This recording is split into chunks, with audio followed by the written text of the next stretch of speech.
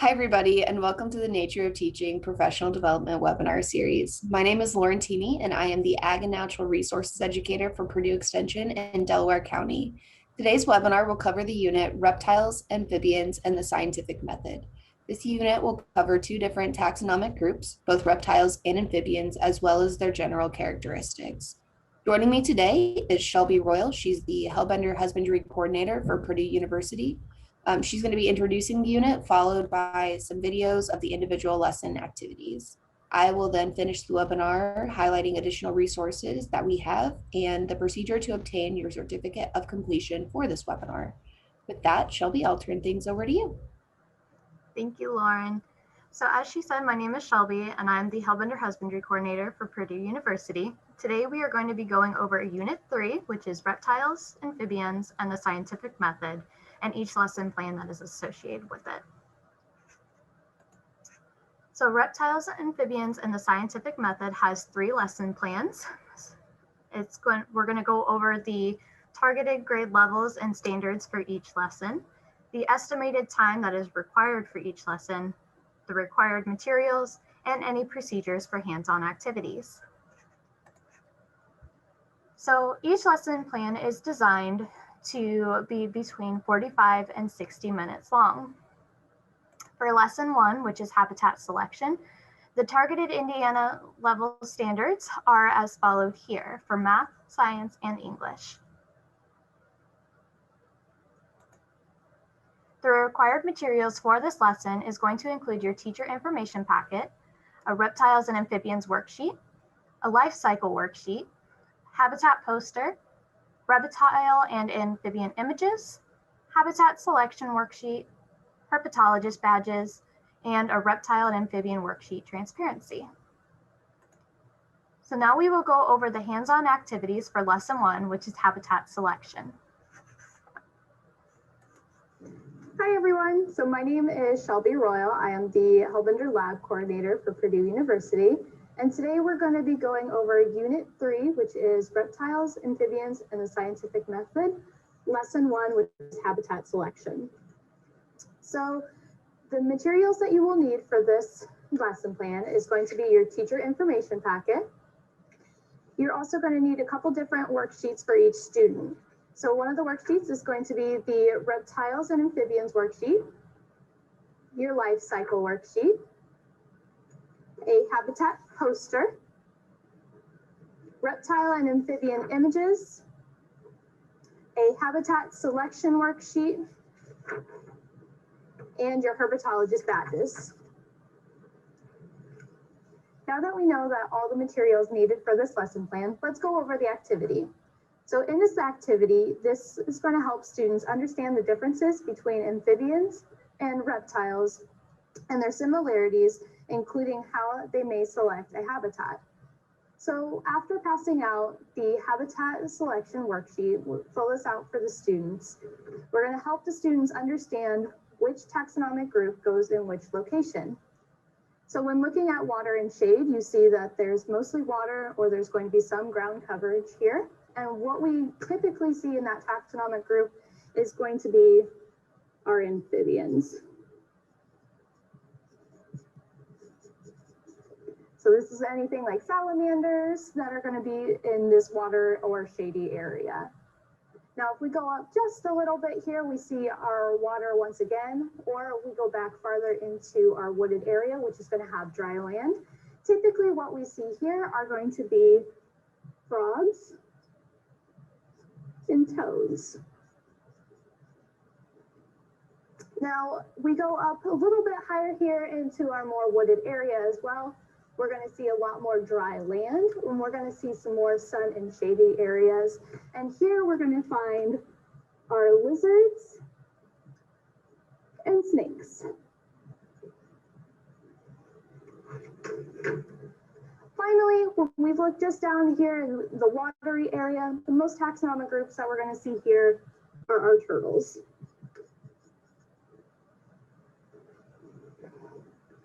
So when we fill this out, we'll have our students look at each different group for the taxonomic areas and have the students fill out the best of their ability for each taxonomic group. After completing the habitat selection worksheet, this is a great opportunity to go over the major differences and similarities between the life cycles of reptiles and amphibians. This is also a good opportunity to remind them how important thermoregulation is and how they use their environment and how they can select their habitat. So to go over just a little bit more about the importances between reptiles and amphibians. So when we look at reptiles, reptiles are going to have more covered in scales compared to what we see with amphibians with a more sleek, smooth feeling skin. And this is because what happens with amphibians is amphibians require moisture of some sort in order to breathe properly through their skin. So when we look at these habitat areas and where all these animals are going to select their habitat, it's really important for those reasons. The reptiles don't necessarily need as much water because they can still breathe oxygen as well as being out on dry land, where the amphibians such as your salamanders, your frogs, and your toads really require that water to keep their skin moist, as well as to help them breathe properly. This can also be very important when it comes to the life cycle of both reptiles and amphibians. So with amphibians, when they lay their eggs, a lot of the times what happens with the eggs is they become aquatic larvae. So what this means is that they spend a fourth of their portion of their lives in the water. So it's really important for them to be able to be close to that water body or in a more moist area. Where if you look at a reptile's lifestyle or life cycle, they lay their eggs on land, they become a subadult, and then they become adults. So they don't necessarily need that water component the way that amphibians do. It is also important to understand that thermoregulation is how they maintain their body temperature. So with this, it means that a lot of the times when amphibians or reptiles need to warm up or cool down, they'll use thermoregulation. So they'll either go out into the sun and they'll warm up their body temperature, or if they start to get too hot, they will go back more into the shade. So this is really important because both reptiles and amphibians cannot control their body temperatures the same way we do. So that thermoregulation is going to be key when talking about how they control their body temperatures.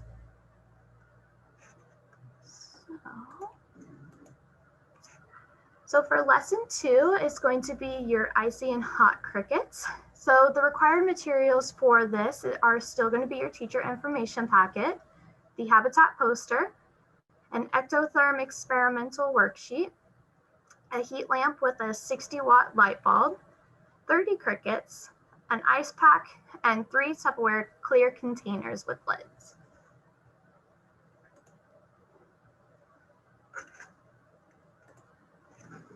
Hi, my name is Lauren Teamy, and I'm the Ag and Natural Resources Educator for Purdue Extension in Delaware County. And today we're going to go over lesson 2 of unit 3, which is icy and hot crickets. This lesson helps students understand how temperature affects ectothermic or cold-blooded animals.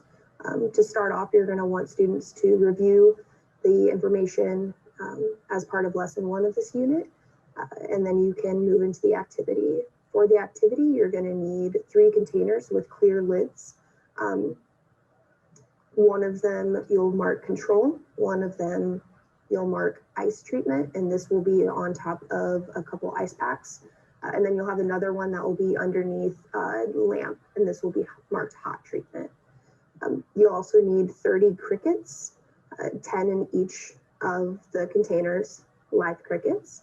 And from here, you'll also want to remember to set this up at least 10 minutes in advance. This will give the crickets time to adjust to each of the separate environments.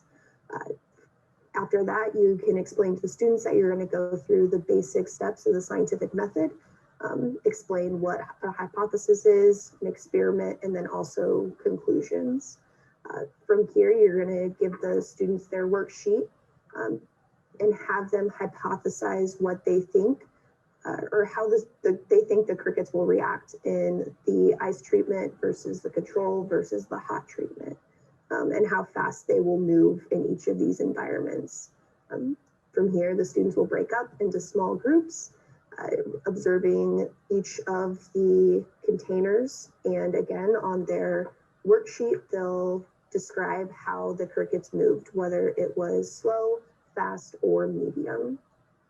At the end of all of this, you can get back together as a class and discuss whether or not the students found that their hypothesis matched what they observed.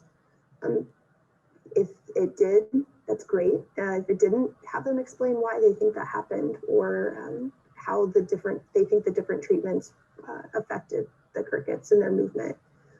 From here, you'll have them write a conclusion based on their observations and hypothesis.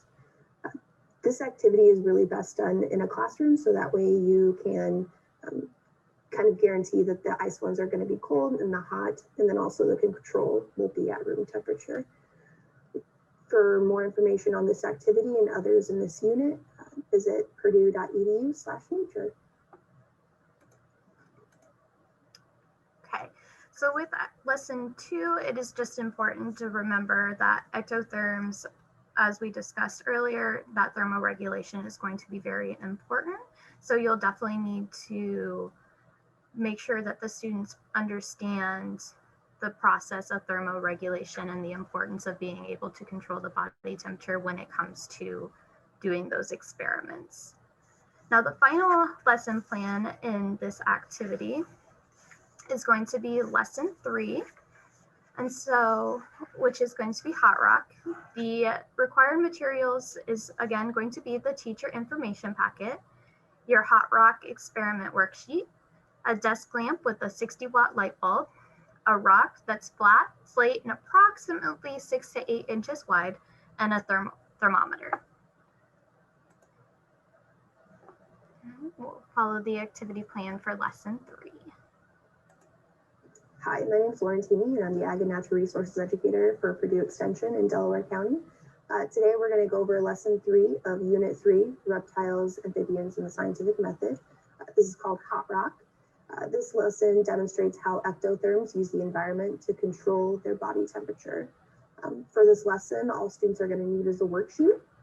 In terms of setup, you'll need a desk lamp, a rock that's about 6 to 8 inches wide, and a thermometer. You're going to want this set up at least 20 to 30 minutes prior to doing the experiment, so that way the rock can get hot.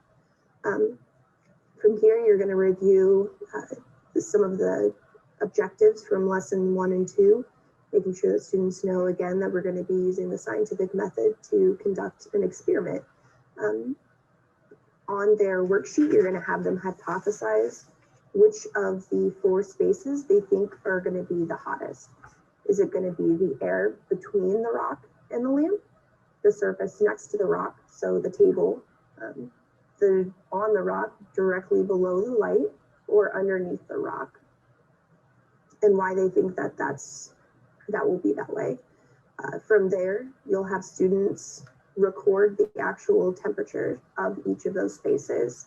So the air between, try to get it at 2 to 3 inches below the lamp, and be sure that students are aware that it will get hot, and so that they don't burn themselves on the rock itself. And then they'll record that, the surface next to the rock, and then also under the rock. And they're going to need to leave the thermometer there for 10 seconds at least, so that way it can truly read the temperature. Once they have all of the temperatures recorded, you'll get back into a class and discuss what everybody came up with, and if their hypothesis were either supported or not by what the experiment showed. From here, students will write a conclusion based on their observations, and then link that back to animals and how they use their environment to control their body temperature, whether they need to warm it up, so place their bodies on a rock, or cool it down and hide underneath of it. If you like this lesson and want to see more like it, visit purdue.edu/nature. So with lesson 3, at the end of it, make sure to have a discussion with how both reptiles and amphibians use both the rock experiment as well as the icy and hot crickets experiment to better understand how reptiles and amphibians use the thermoregulation. So we do have sneak peek videos if you all are interested in seeing those. It can be found at this website here, or just simply type in the nature of teaching in the YouTube bar. Great, thank you, Shelby, and thank you all for watching this webinar on reptiles, amphibians, and the scientific method.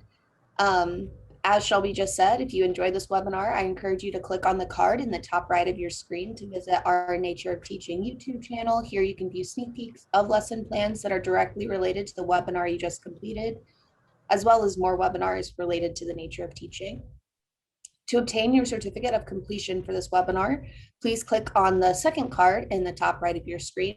Here you will be directed to a short Qualtrics survey to provide us some feedback on the program. And once that's completed, you will be automatically emailed your certificate of completion.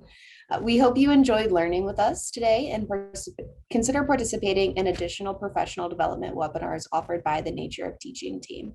Until then, thank you for engaging our youth with nature.